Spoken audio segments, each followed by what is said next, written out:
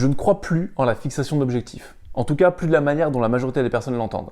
Je pense qu'aujourd'hui, si on parle de grandes démissions, donc de personnes qui démissionnent par milliers dans tous les pays, par centaines de milliers, et aussi de pénurie de talent dans certaines boîtes, c'est simplement parce que les gens en général sont beaucoup moins intéressés par les objectifs que par la mission.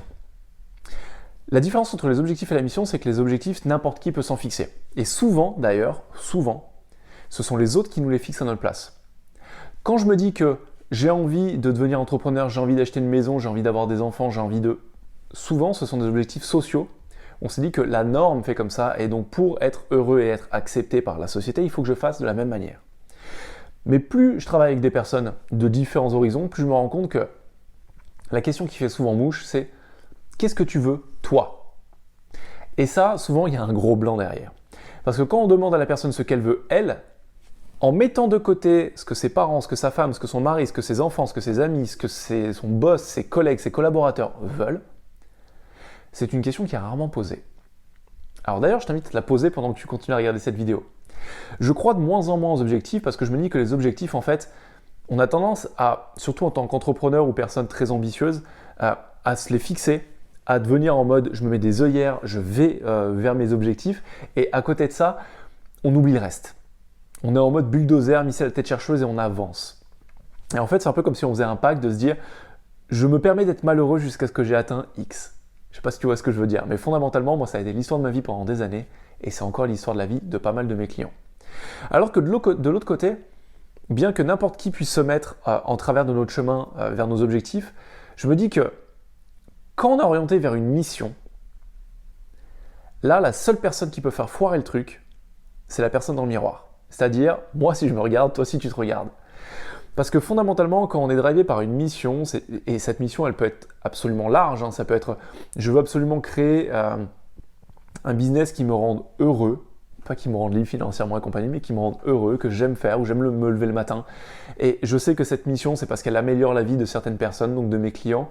Cool, je veux favoriser la paix dans le monde, Gandhi. Je veux favoriser la paix dans le monde, Martin Luther King, l'égalité raciale, mettre fin à l'apartheid et compagnie. Toutes ces personnes qui ont marqué l'histoire ont été drivées par un sentiment de mission. On peut parler de Steve Jobs, où c'était rendre le monde plus beau, plus créatif, dans le sens où il aimait le design. Facebook, à la base, c'était mieux connecter les personnes. Quand on a une mission, les choses se mettent naturellement en place. Pourquoi ? Simplement en reprenant une idée qui est partagée par James Clear dans son livre Atomic Habits, mais qui a été aussi backé par plein d'études scientifiques, et il y a beaucoup de personnes orientées sur les objectifs, sur les habitudes qui en ont parlé. C'est cette idée de be, do, have, être, faire, avoir. Et c'est là où en fait on a tendance à se planter. Quand on se fixe un objectif, on commence par la fin, par avoir. Quand j'aurai ça, je pourrais mettre en place c'est plutôt, on va se fixer un objectif, on se dit qu'est-ce qu'il faut que je fasse finalement pour arriver à cet objectif, et une fois que j'aurai atteint cet objectif, qui est-ce que je vais devenir ?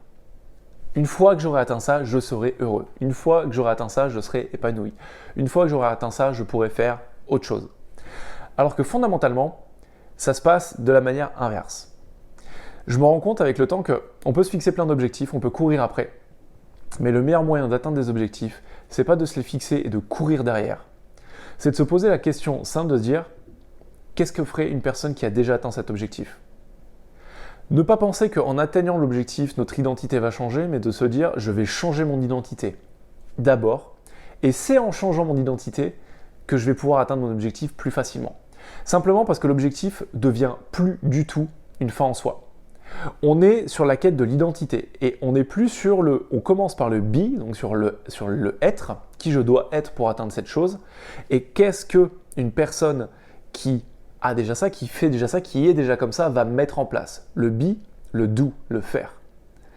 Quand on parle de l'identité et qu'on se demande par exemple pour un entrepreneur, quelle personne qui est déjà millionnaire a mis en place dans cette situation, ou le matin, par exemple, pour être beaucoup plus concret, tu te lèves et tu dis « je ne sais pas quoi faire », te poser la question de dire « ok, prends tes idoles, quelqu'un qui t'inspire, un businessman, une businesswoman, un sportif, quel que soit ton objectif, ou toi si ton objectif c'est de perdre du poids, de quelqu'un qui a déjà perdu ce poids ou qui n'a jamais pris ce poids et justement qui a un style de vie peut-être qui fait les choses de telle manière, de vraiment te poser la question de te dire ok, qu'est-ce que cette personne, Mathieu, Quentin, Marion, Stéphane, Stéphanie, a fait ou ferait à ma place dans cette situation. À chaque fois que tu fais ça, ces petits allers-retours entre qui tu es, te rappeler ce qu'une personne que tu admires et qui a déjà ce que tu veux, qui est déjà ce que tu veux, qui fait déjà ce que tu dois faire, fait, ces allers-retours vont faire que tu vas te muscler au final ton identité. Tu vas te rappeler petit à petit de dire ok, une personne qui fait ça, un millionnaire par exemple, qui a déjà monté un business qui cartonne, aurait fait ça. J'ai toujours été attiré par la philosophie, par la sagesse, et j'ai pas fait preuve de beaucoup de sagesse dans ma vie, j'ai déjà fait 2 burn-out. Je suis assez propice à la dépression dans le sens, pas la dépression grave, mais les gros coups de moins bien, avec des phases très euphoriques et des phases très basses, où je me sens le roi du monde et après je me sens vraiment très nul. C'est parce qu'en fait, souvent j'ai été orienté, enfin, les 30 premières années de ma vie, j'ai été orienté vers les objectifs. De me dire, je fixe un objectif et comme je le disais, à ce moment-là, en fait, je fais un contrat avec moi-même en disant, je me fiche de dans quel état émotionnel je vais être tant que je n'ai pas atteint cet objectif. Mais je me suis rendu compte qu'à fonctionner comme ça, souvent quand j'atteins mes objectifs, c'est un peu l'abysse derrière, le vide abyssal. Je me dis, ok, je fais tout ça pour ça, maintenant qu'est-ce que je fais? Et c'est ça qui est intéressant, c'est que tant qu'on ne part pas de l'identité, on est dans le qu'est-ce que je fais? Qu'est-ce que je fais? C'est quoi le truc suivant? C'est quoi le prochain objectif? C'est quoi le prochain objectif qui vaut la peine que je sacrifie mon bien-être, mon bonheur pour ça? Alors que quand on y pense, c'est totalement stupide, ça n'a aucun sens. Si j'avais commencé plus tôt à me poser la question de me dire c'est quoi l'identité de la personne qui a déjà atteint mon objectif, donc pour moi c'est être un coach qui a du succès, quelqu'un qui est connu, qui est reconnu, qui est apprécié, qui a du boulot, pas dans le sens un David Laroche ou un machin qui a énormément, et quand je dis machin c'est très péjoratif pour David Laroche, je m'en excuse, mais c'est plutôt ma manière moi de dire, et ça peut être n'importe qui, un David Laroche, un Tony Robbins ou des personnes ultra reconnues, c'est pas mon ambition, mais de se dire qu'est-ce qu'une personne qui a un business de coaching qui tourne, qui kiffe ce business, qui travaille avec des personnes qu'il adore, qui remplit des missions qu'il adore, fait. Qu'est-ce qu'il est, lui, à la base? Quelles décisions il prend? Quelles actions il met en place? Le faire vient à la fin. Et quand j'ai commencé à implémenter ça, les choses ont radicalement changé. Parce que des fois, quand j'avais la flemme de faire quelque chose, je me disais, ok, qu'est-ce que un coach que j'adore, Rich Levine par exemple, fera à ma place? Eh bien, il écrirait, parce que tous les jours, ce qu'il aime, c'est écrire. Ça lui permet de créer du contenu pour son podcast, de créer du contenu pour sa communauté, de créer du contenu pour sa newsletter, de créer du contenu pour ses prochains livres. Et c'est pareil, une question que je vais me poser sur des coachs, moi, ou même des businessmen ou des sportifs, des Kobe Bryant, des Michael Jordan, des personnes qui m'ont inspiré toute mon enfance. Quand on part de l'identité, c'est fondamentalement le message que je veux que tu retiennes aujourd'hui, on fait les choses dans le bon ordre, parce que l'objectif devient plus tellement important. Quand on part de l'identité, on sait ce que la personne va mettre en place pour atteindre cet objectif. L'objectif, il devient un cap, il devient plus du tout une destination, il devient plus du tout une ligne d'arrivée. Quand on part de l'être, de l'identité, et qu'on dit mon identité doit d'abord changer pour que j'atteigne cet objectif, pour que je puisse mettre en place les choses qui vont faire que je vais devenir telle personne, déjà on se met de côté. C'est plus tant une question de soi, c'est une question de qui on veut être dans le futur, une question de futur soi. Et on se rend service à chaque seconde en se disant mon futur moi que je rêve d'être, fondamentalement, si je ne mets pas les choses en place qui me permettent de le devenir, je ne lui rends pas service. Et je me tire dans les pattes tout seul. On en revient à des questions d'auto-sabotage, j'en ai parlé dans plusieurs vidéos, dans podcasts que tu pourras trouver sur ma chaîne. Donc fondamentalement, voilà mon message de la fin. Je t'encourage à raisonner à être, identité.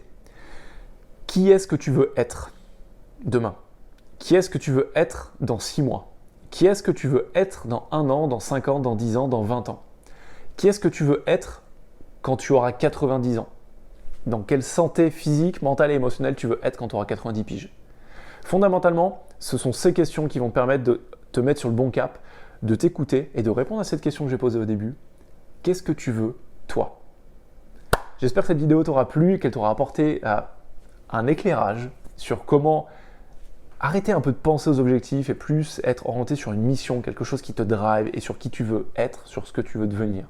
Si c'est le cas, n'hésite pas à commenter, à me poser tes questions, à t'abonner, à liker cette vidéo, à la partager à une personne si jamais tu penses qu'elle pourrait lui être utile.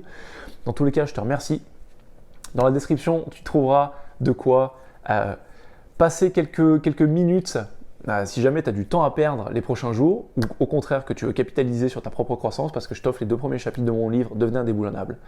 Tu peux aussi prendre contact avec moi si jamais tu veux échanger sur certains sujets. Je te souhaite une très bonne journée, je te dis à la prochaine vidéo. Ciao!